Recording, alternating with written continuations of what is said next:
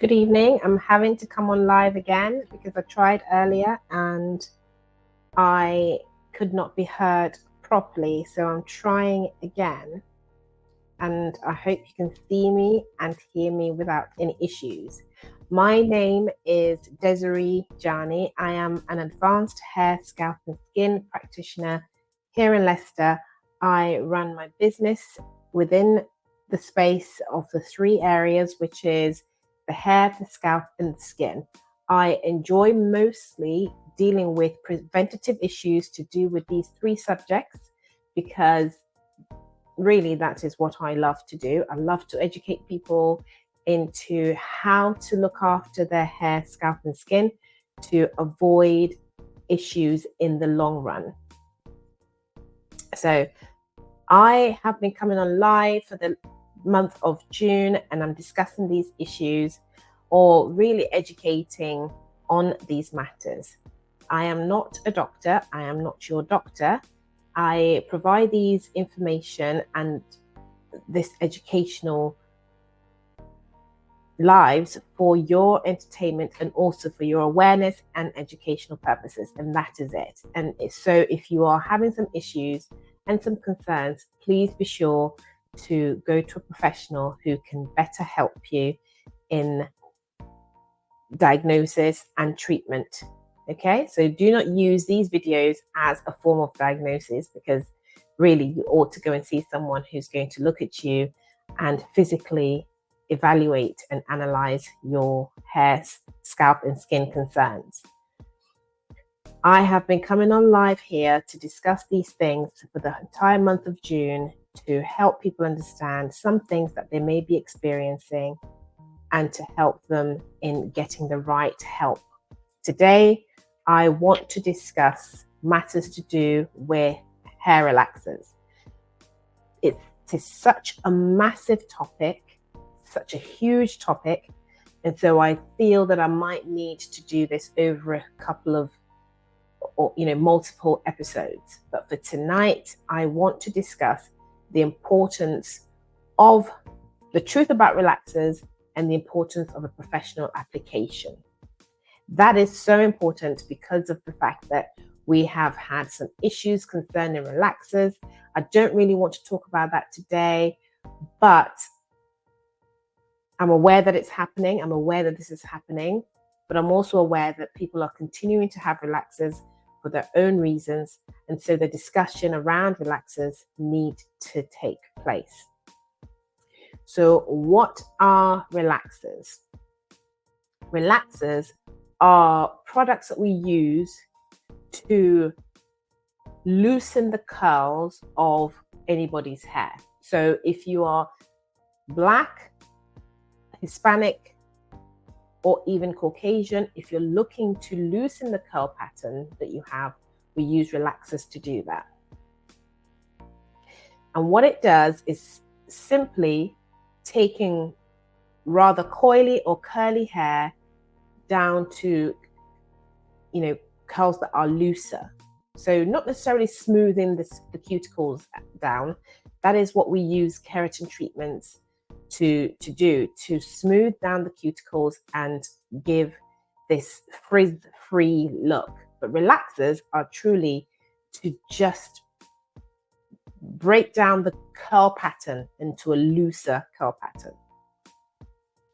Now, it is a very caustic treatment in the fact that on the pH scale, so the pH scale that we have, which is potential hydrogen, that scale we have from 0 to, or rather from 1 to 14, and water is neutral on that scale, which is 7.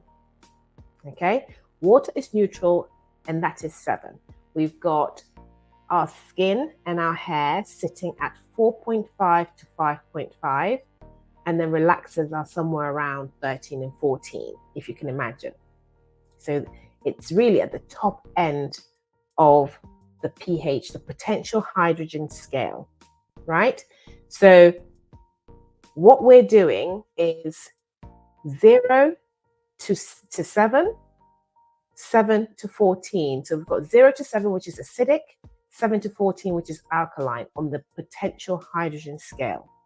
So anything that is between 1 and 7 is acidic. Anything that is between 7 and 14 is alkaline, right?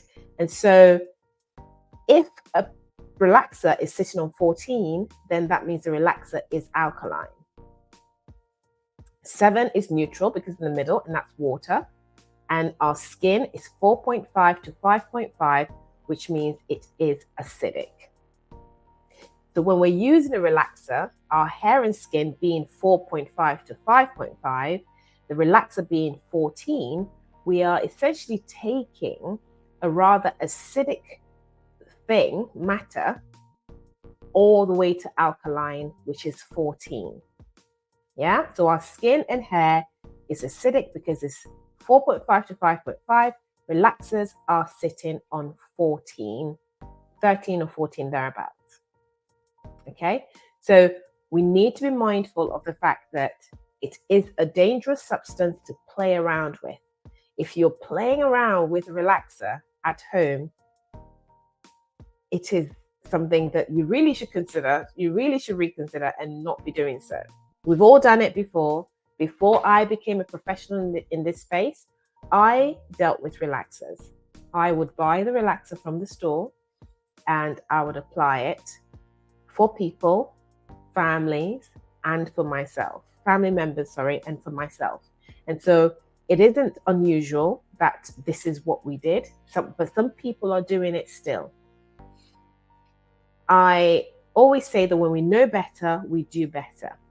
Now that we know better, if you've heard this live, then you now know better.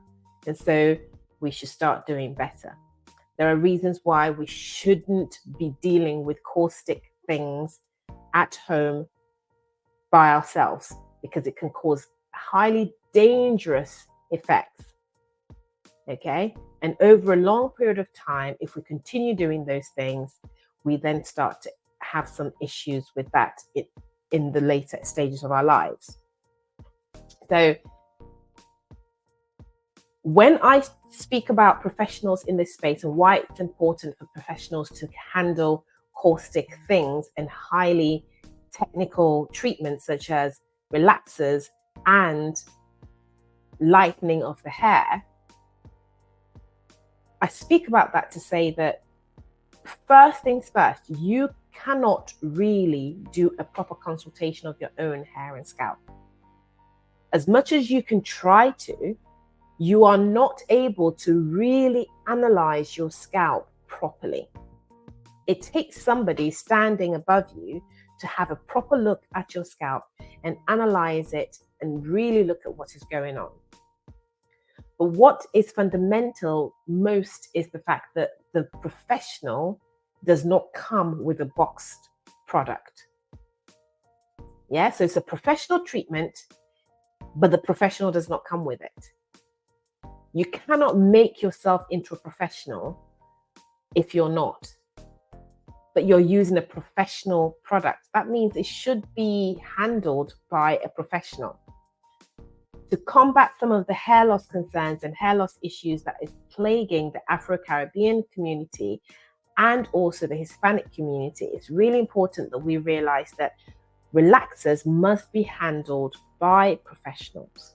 And throughout this series of this relaxer series, you will start to realize why that is so important. Okay, so a relaxer is important to be handled by a professional because the professional gets a full view of the hair and scalp and gets to really analyze your hair properly, right? And the professional does not come with a box that you buy from the store. So you are not trained to handle relaxers. You mustn't handle relaxers. To some extent, even in hairdressing school or beauty school, for example, relaxers aren't really taught properly. There is a mild discussion around the subject, but the true practical experience isn't given. It wasn't given to me. And I don't know anyone else that it was given to, truly. If there was a tutor there who was passionate about their job and also passionate about relaxers, then they would take that little step further in teaching their students certain things. But I was not taught how to apply relaxers properly. I had to take extensive training myself to be able to know and learn how to conduct relaxers safely. Okay, so the reason why you need a proper professional look onto your hair and scalp is because you need to find a way of choosing the right relaxers for your hair. We have to not only be professionals and analyze the scalp and skin and the hair, but we need to be able to select the right relaxers to match the hair that you have. So if you've got fine hair, we need to choose the right relaxers for it, or perhaps change the levels. If you've got coarse hair, which means the actual thickness of the hair, right? This thickness of the hair is thicker in terms of diameter, then we need to choose the right type of relaxer for you. And also we need to check the porosity. So the porosity is really checking the scales. So if you can imagine the fish scales, the scales on a fish is laying, packed, tightly packed, and you can actually remove the scales by going the opposite direction. The scales of our hair also shows what porosity the hair is. If the scales of the hair is open, then that means that the hair is porous. If the scales of the hair is tightly packed and tightly packed down, then that means the hair has got low porosity. And so that is also important in selecting the right relaxer. So we need to use the right relaxer because we need to choose the right chemical and the chemical strength for the hair that we are doing. Okay? And we need to talk about precision. Precision is so important in relaxers because we want to avoid over-processing. You want to avoid over-processing the hair, because if you do, you cause the hair to lanthionine itself, in the sense that it breaks down and weakens the bond. The bond of the hair becomes weakened.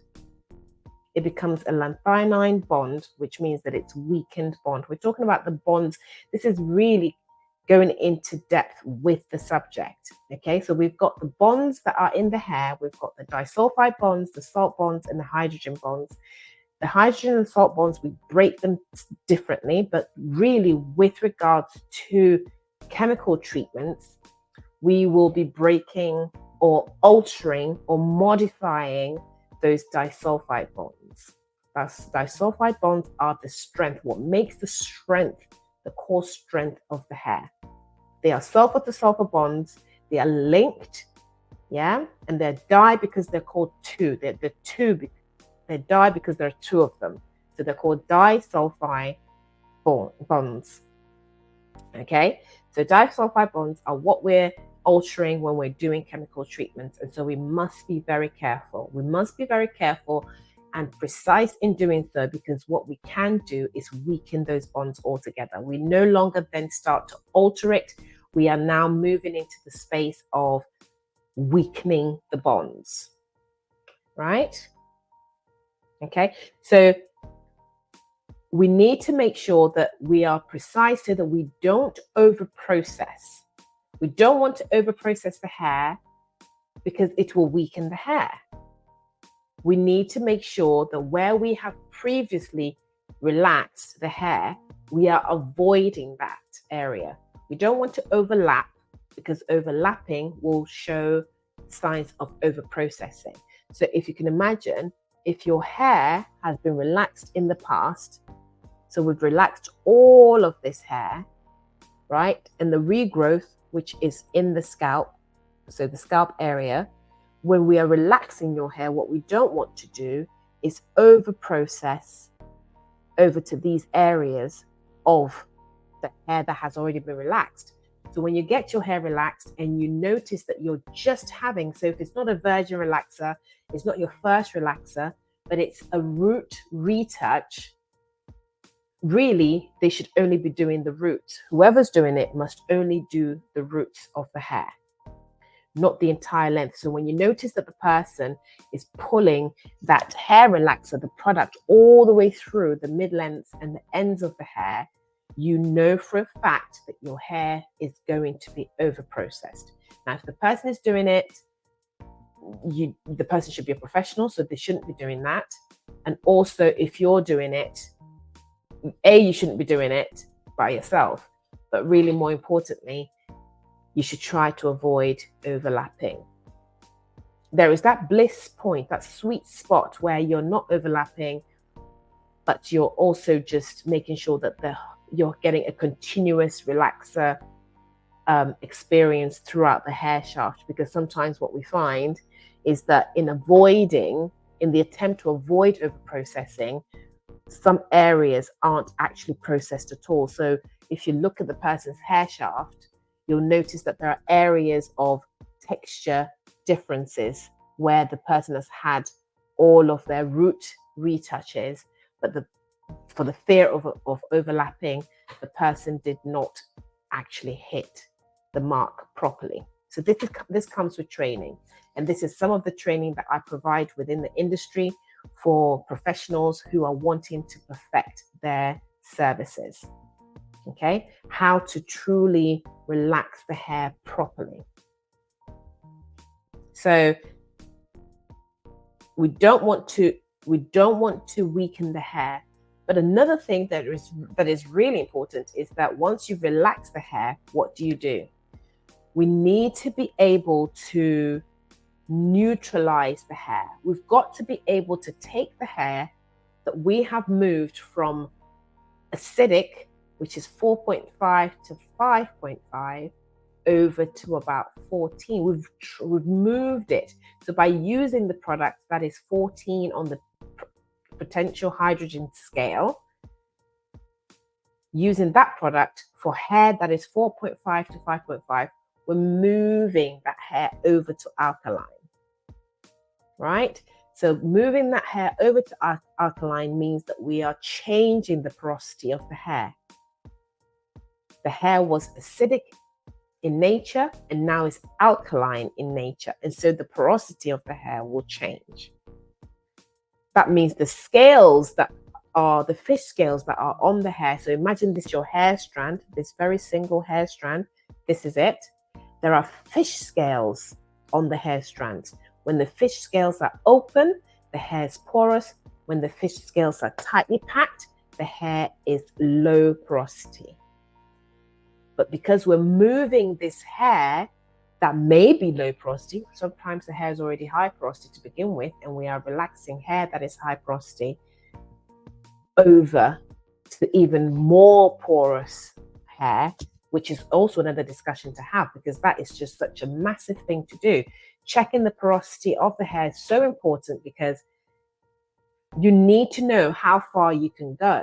For hair that is already porous, you must be mindful as to what's going to happen, because you can just blast the cuticles open if you take the porosity too far. So for hair that is already porous, if you're now introducing a highly caustic product and high on the pH scale to an already porous hair, that means that the scales are raised. What can happen is you just blast open those cuticles, but also you take chunks off the hair, right? And we don't want that, because what happens then is you end up with rips and tears and split ends in the hair. We can alter these bonds of the hair without causing rips, tears, and splits. It's absolutely possible.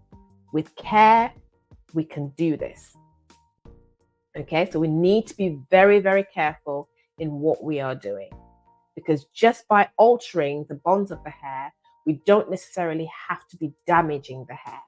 But when we are blasting open those cuticles and then we are actually shooting bits of it off, we are then getting to the point where we are damaging the hair. We are no longer altering the hair, but we are damaging the hair, right?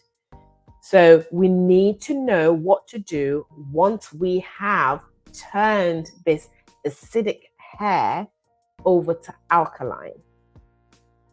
We need to be able to neutralize it. We've got to be able to bring it back to at least close to where it's happiest.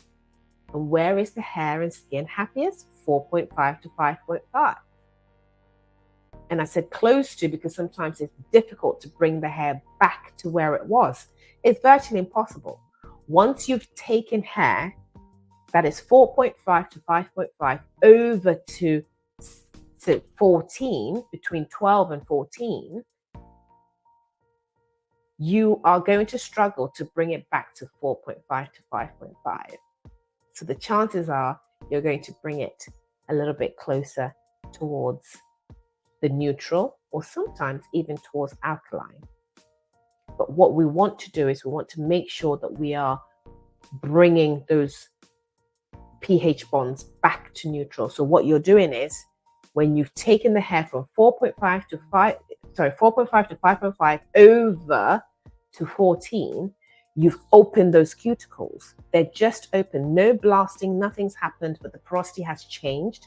And so what we need to do is we need to try and close back those cuticles down so that they become tightly packed like the fish scales, okay? They're not raised, but we're closing it down. Closing it down is what we're doing to try and neutralize the hair, bringing it nicely into right towards the acidic point, or neutralizing it to a neutral point, right?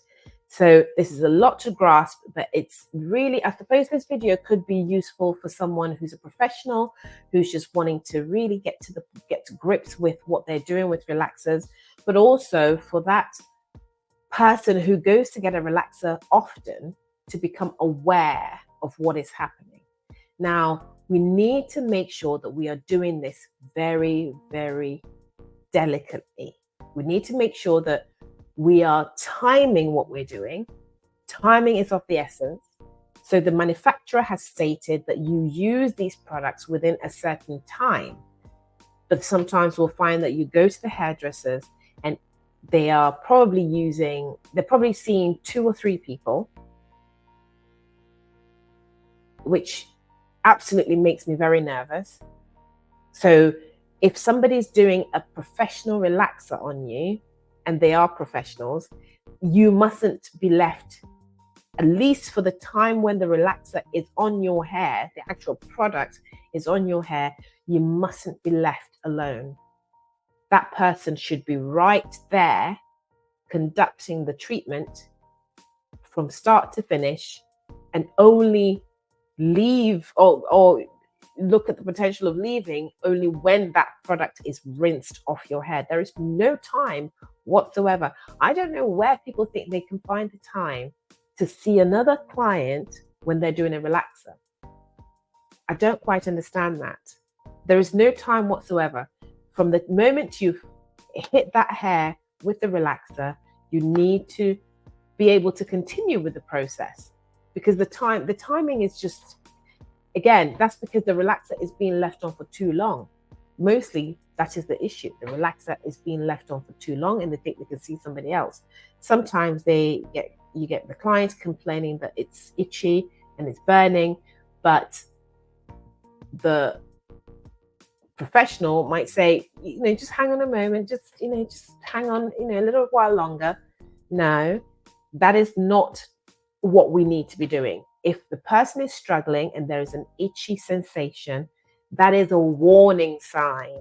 Those itches during a relaxer is the warning telling you that you cannot leave that relaxer on any longer. The relaxer must come out of the hair, must be rinsed out of the hair. Relaxers are not designed to make the hair bone straight. We mustn't seek to relax this hair 100% straight, because that is hair removal stages. When you're seeking to relax the hair that much you're going to remove the hair. It becomes like a hair removal process, which is what we used to do with, you know, the likes of the products that we used to use to remove hair. There were creams, we put it on our skin, we leave it for a couple of minutes. It degrades the hair on the skin or you know, on the legs, and we just scrape it back off and it removes it. A relaxer can act in the same way if it is not handled with care. I've mentioned this before. The product is not the problem. It's who is holding that product, who is managing that product, who's actually using that product. That is the issue. I say that a gun is fine on its own until somebody lifts it up, points it at you, and releases. You know, that is where you have an issue. But the actual gun can just, you know, I don't know much about guns, but what I know is that if you leave a gun sitting there for a while, it's fine until somebody picks it up and aims it and shoots. And so products are fine. It is who is holding this product and their intention when they have this product in their hands. So we must be very careful. Okay. So potential hydrogen, or the power of hydrogen, which is the pH, potential or power of hydrogen. We need to be aware of those things. It's the small p and the capital H. This is what we're dealing with when we're dealing with the hair. We need to look at what canvas we're working on. We need to make sure that the scalp is healthy. We need to make sure that the scalp is well taken care of. We need to make sure that the scalp has been protected. So it has to be healthy, it has to be looked after, and then it must be protected. It must be protected prior to the treatment, during the treatment, and after the treatment. This is so important. This is just so important. And so if we don't do these things, this is where we don't only start to affect the hair by blowing those cuticles open and perhaps removing chunks of the hair shaft. So if I should go back to my model.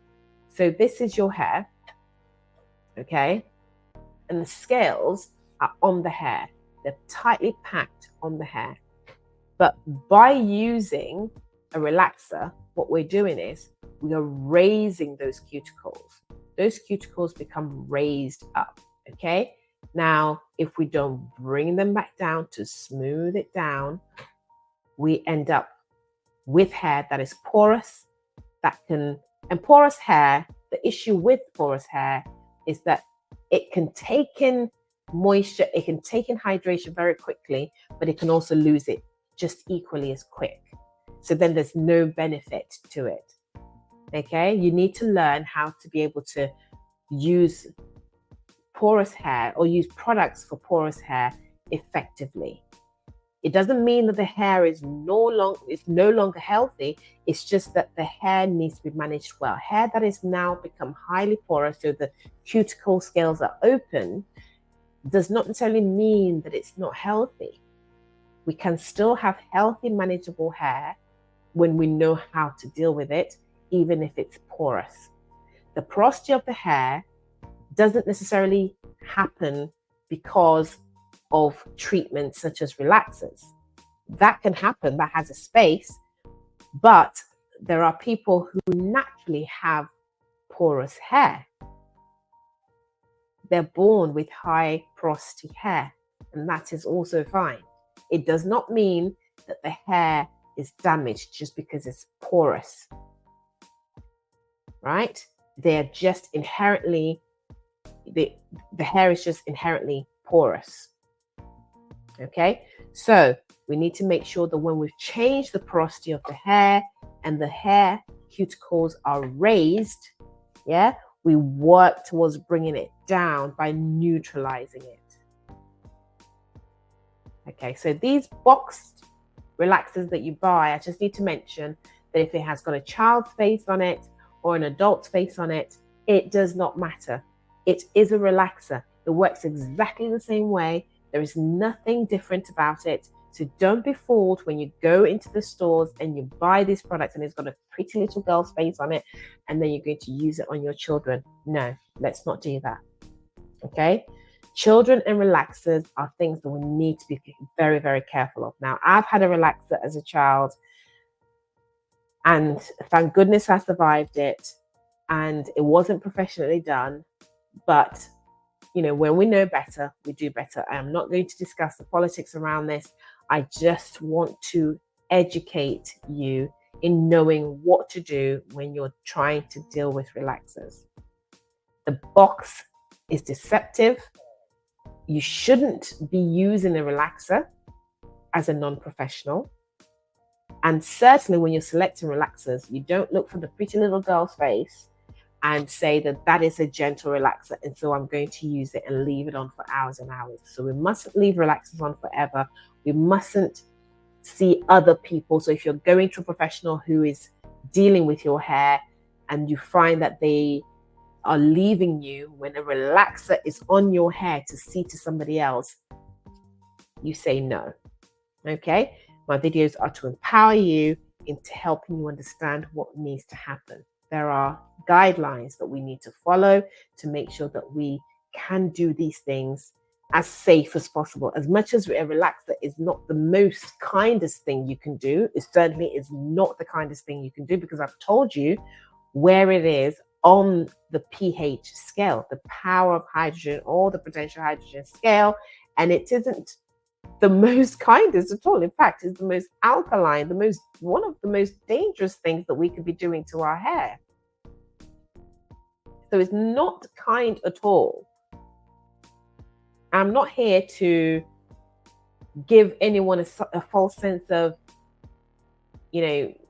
feeling that they're doing the right thing for their hair by relaxing their hair. It's not the kindest thing you can do to your hair. And if you don't do it well, it's certainly not the kindest thing that you can do to your scalp either. So we need to be careful. We need to be mindful of what we are doing. And where we can, we get the professional to help. That is what they are there for. I feel like I almost want to end tonight's live on this because, as I've mentioned before, there are plenty more to discuss with this subject. Today, I just wanted to look at the professional side. And even with the professional side, there's plenty more to talk about. A relaxer topic is such a huge, huge mammoth topic. And yet people take it for granted and just conduct it as they wish, right? I don't conduct relaxers on clients or patients' children. So if you choose to bring a child to me and ask me to do a relaxer, I don't do it. I don't tend to want to do it with children if they've already had a relaxer elsewhere and you are wanting to perhaps move towards a healthier option, we can look at that. But if this is a virgin relaxer, I don't take new clientele on. We look at the potential of easing the child off the relaxer. So most clients that come to me from other sources, or having used relaxers at home or had it done by other professionals, I find that the hair has been over relaxed and the hair is becoming damaged. And so if it's a child of a particular age and we are looking to transition the child over to a non-relaxed state, I can look at that for my clients and so on and so forth. But really, I don't tend to want to do relaxers on children of a particular age. That is a professional decision that I have made. And when I have updated views on these subjects, I do update my protocol and my policies. But as it stands now, I am very strict on certain things, and relaxers are also one of them.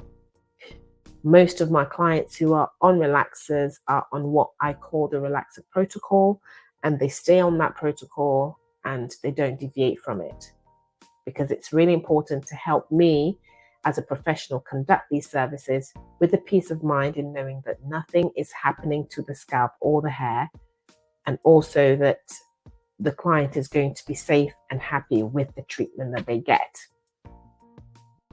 So it's non-negotiable. So I'm just going to quickly go over what we discussed here. We discussed what a relaxer is, where it sits on the power of hydrogen, pH scale. We spoke about where the hair is and where neutral is, and so on and so forth. We spoke about what a professional space within the hair industry is concerning relaxers, where the professional stands, why it's important to use a professional with relaxers. So we've discussed that. Yeah. And we've really discussed also things to do with boxed relaxers and how to make sure that we are using these relaxers properly. Right? In the future, I might discuss things to do with what you should be doing before your relaxer. Yeah. How to look after your hair after you've had a relaxer. What the selection processes should be with relaxers. So how do we match the hair type, the characteristics of the hair to the relaxer? So perhaps, like as I said earlier, these videos might be for the professional. I'm not doing these videos so that you can replace a professional hairdresser. I'm doing these videos so that you're aware of how things happen, to be aware of what should be occurring, what should be happening when you're in the hairdresser salon and this treatment is being carried out. So please do not use the videos to go on and start relaxing your hair. Okay, we discussed the importance of the professional, the fact that they can be precise, they can do a full analysis of your scalp to make sure that your scalp is good. They can assess the strength of your hair. Okay, they can make sure that the formulation is right for you, that they're selecting the right formulas to the hair that you have, to make sure that they are not only selecting the right chemical to the right hair type, but make sure that they are bringing the hair right back down to neutralize the hair, to avoid issues, to avoid porosity issues, to avoid damage, to avoid rips and tears and split ends, and so on and so forth. So this is the place where you're being protected fully as a client, but also your hair is also being protected and looked after. And so by the end of it, you have a healthy scalp, but also hair that is still healthy, that still has a good stretch and return, that we can still live with afterwards. Okay, so I feel like I want to end tonight's live unless there are any questions. There's no one here. A few people, I think a couple of people joined, but they've not asked any questions. And so I'd like to end tonight's live by saying thank you for joining me. Of course, be kind to yourself and trust a professional. Find the right professional that is not only well educated, but highly skilled, and truly a professional that believes in continuous professional development, someone that wants to do the best by you in what they're doing. So they're seeking to always find answers to issues. They're seeking to upgrade and update their current processes.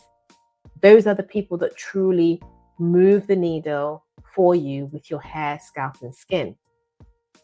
Because there's always advancements into what we are doing. Within this space, there's always advancements in our practices. And so we must always seek to do better.